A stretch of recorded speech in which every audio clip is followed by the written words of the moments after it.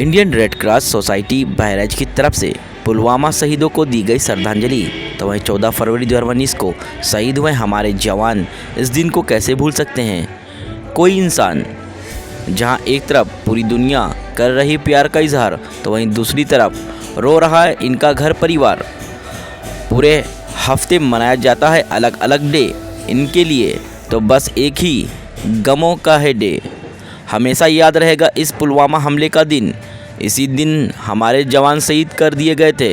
Indian red cross society की तरफ से बहराइच के शहीद स्मारक पुलवामा हमले में शहीद हुए 40 जवानों की कुर्बानी को याद किया गया तथा श्रद्धांजलि भी अर्पित की गई। ऐसे में देखते हैं परविंदर सिंह सदस्य रेड क्रॉस सोसाइटी ने क्या कुछ कहा। तो वहीं राकेश चंद श्रीवास्तव सुला अधिकारी ने भी। क्या नाम है आपका और किस ग्रुप की तरफ से ये प्रोग्राम होगा? मैं परविंदर सिंह शम्मी, आजीवन सदस्य रेड क्रॉस सोसाइटी। आज यहाँ आने का क्या उद्देश्य? उद्देश्य सर्वप्रथम हमारा देश है और आज पुलवामा में हमारे जो शहीद हुए थे उनके लिए आज यहाँ पर एक जो जलाकर हम लोगों ने उनको श्रद्धांजलि दी है।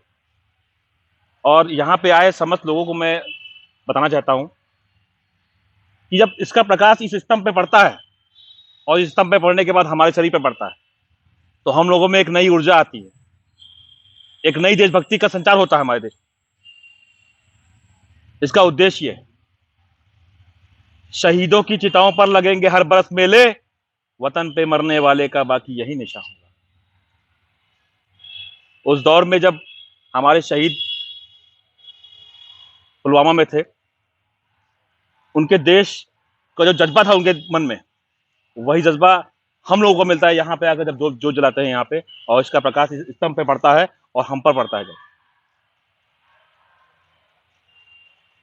देश के युवाओं को क्या संदेश देना चाहिए? देश के युवाओं में एक अलग ही संचार होता है, उसमें किसी को संदेश देने की जरूरत नहीं है। हमारे देश का हर युवा मिट्टी से जुड़ा हुआ है। वो जानता है कि जब देश पे कोई आंच आएगी तो हम अपना सीना फाड़ के खड़े हो जाएंगे आगे। हर देश के हर युवाओं में अपने देश के लिए प्रेम है। वक्त आने पर सबको पता है कि हम अपने देश के लिए जान दे सकते हैं।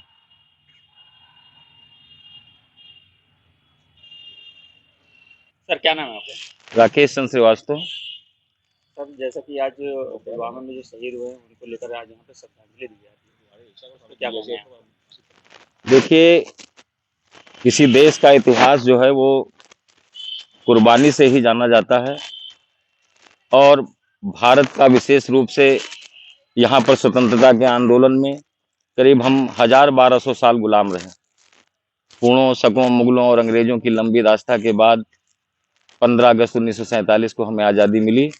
लेकिन इस आज़ादी के पीछे हमारे लाखों लोगों ने कुर्बानी दी। भगत सिंह, चंद्रशेखर आजाद, राजेंद्र लाहिड़ी, भगत सिंह, सारे लोग जो युवा थे, सुभाष चंद्र बोस, ये सारे लोगों ने इस देश की आज़ादी के लिए अपनी कुर्बानी दे दी, जहां तक हमारा मानना है। और इसके पहले आप देखिए, गुरु गोविंद सिंह जी ने इस देश की रक्षा के लिए, भारतीयता की रक्षा के लिए अपने प्रिय पुत्रों को इस देश के लिए कुर्बान कर दिया। तो सिख का भी इतिहास, सिख धर्म का इतिहास तो भारत राष्ट्र राज्य की रक्षा के लिए ही हुआ है। और देश की जो आज़ादी मिली है, इसमें युवाओं ने बहुत कुर्बानी दी है। और आप इतिहास पढ़ें तो बहराइच में भी, अगर स्वतंत्रता संग्राम सेनानी की जो किताब है उसमें ये उल्लेख है कि बहराइच में भी जो स्वतंत्रता का संग्राम हुआ है उसमें कुर्बानी दी है।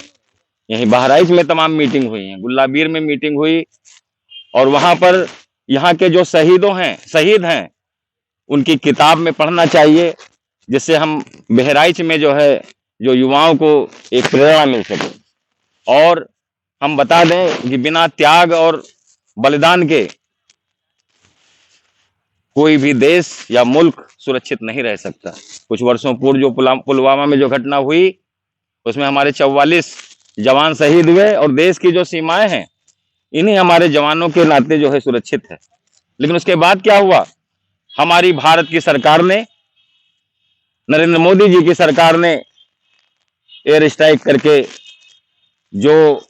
जिन्होंने ये छल कपट किया था, जिन्होंने आतंकवादियों को भेजकर ये प्रणित किया था, उनको करारा जवाब दिया। हमारा देश आज विश्व गुरु बनने जा रहा।